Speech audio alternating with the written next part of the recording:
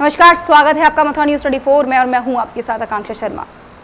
देश में हर साल आने वाली बाढ़ से कई हिस्सों में होने वाली तबाही को देखते हुए अब गृह मंत्रालय इसका स्थायी समाधान ढूंढने की कोशिश में जुटा हुआ है।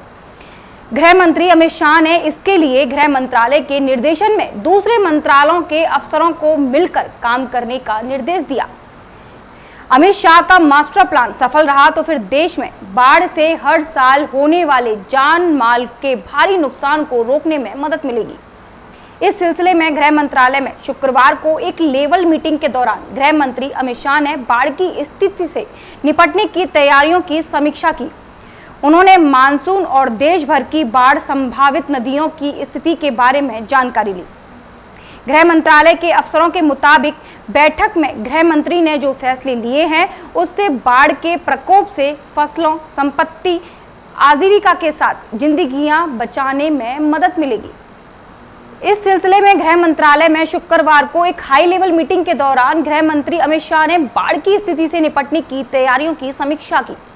उन्होंने मानसून और देश भर की बाढ़ संभावित नदियों की स्थिति के बारे में जानकारी ली।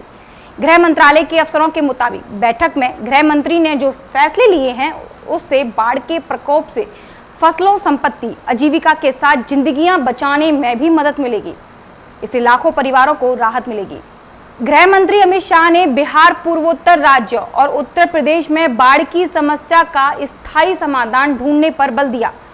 उन्होंने कहा कि संबंधित अफसर इस दिशा में प्राथमिकता के आधार पर काम करें।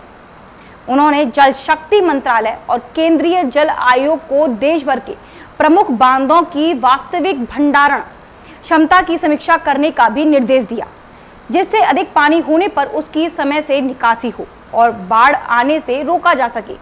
उन्होंने जान माल के कम से कम नुकसान के लिए एक सुनियोजित योजना बनाने का निर्देश दिया। बाढ़ और जल स्तर की भविष्यवाणी के लिए संबंधित एजेंसियों के बीच बेहतर तालमेल पर उन्होंने जोर दिया है। दरअसल देश में कुल 40 मिलियन हेक्टेयर क्षेत्र बाढ़ प्रभावित इलाके में शामिल हैं, जिसमें गंगा और ब्रह्मपुत्र नदियों का बेसिन प्रमुख है। इस एरिया में आने वाले असम, बिहार, उत्तर प्रदेश और पश्चिम बंगाल सबसे अधिक बाढ़ प्रभावित राज्य हैं। मीटिंग में यह बात सामने आई कि भारतीय मौसम विज्ञान विभाग प्रभावित राज्यों और केंद्र शासित प्रदेशों को सटीक मौसम पूर्वानुमान प्रदान कर रहा है, लेकिन देश के विभिन्न हिस्सों में नदियों के तेज प्रवाह और नदी के तटबंधों के टूटने के कारण बाढ़ का सामना करना पड़ रहा है, जिससे खड़ी फसलों और जान माल का भारी नुकसान होता है। वहीं बैठक के दौरान जल संसाधन, नदी विकास और गंगा संरक्षण विभाग के सचिव ने प्रेजेंटेशन दिया। उन्होंने नेपाल में चल रही परियोजनाओं, बांध, बाढ़ सुरक्षा उपायों, बाढ़ के पूर्वानुमान, गंगा और ब्रह्मपुत्र बेसिन में बाढ़ के प्रभाव को कम करने की तैयारियों के बारे में जानकारी दी। भारतीय मौसम विभाग, राष्ट्रीय आपदा मोचन बल के अफसरों ने भी इस दौरान अपनी तैयारियों का प्रेजेंटेशन दिया। ऐसी अन्य खबरों को देखने के लिए देखते रहिए मथुरा न्यूज 24। तब तक के लिए दीजिए मुझे इजाजत, फिर मिलेंगे नई खबरों के साथ। नमस्कार।